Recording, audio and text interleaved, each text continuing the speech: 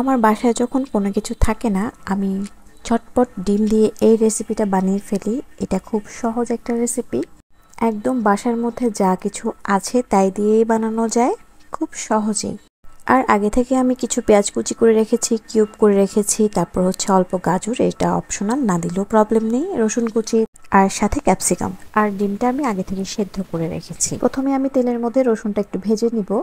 তারপর হচ্ছে ভালোভাবে নাড়াচাড়া করে পেঁয়াজ কুচি দিয়ে দিব, একটু ভালোভাবে নেড়েচেড়ে নেব।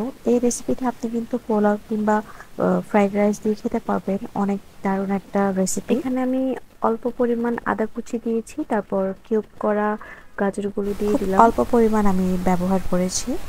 সবগুলো একসাথে নাড়াচাড়া করে দেন আমি এখানে দিয়ে দিব হালকা জিরা গুঁড়া, তারপর হচ্ছে ধনিয়া গুঁড়া, 2 টেবিল চামচ সয়া সস, তারপর হচ্ছে টমেটো পিউরি কিংবা টমেটো সস দিলেও চলবে। একটা কাপের মধ্যে 1 চামচ কর্নফ্লাওয়ার গুলে রাখতে হবে নর্মাল টেম্পারেচারের পানিতে।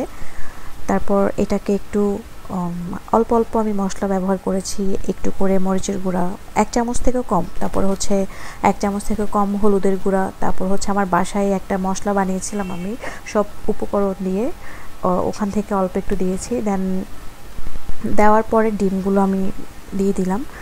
ডিমগুলোর অবস্থা কিন্তু যা তা ছিল, আসলে এগুলো খোসা ছাড়ানোর সময় অর্ধেক উঠে গেছে। তবে সমস্যা নেই, এগুলো আমরা বাসায় খাবো। তারপর হচ্ছে পেঁয়াজ কিউব করে রাখা, এগুলো সব আমি একসাথে দিয়ে দিলাম। দেওয়ার পরে ক্যাপসিকামও দিয়ে দিলাম।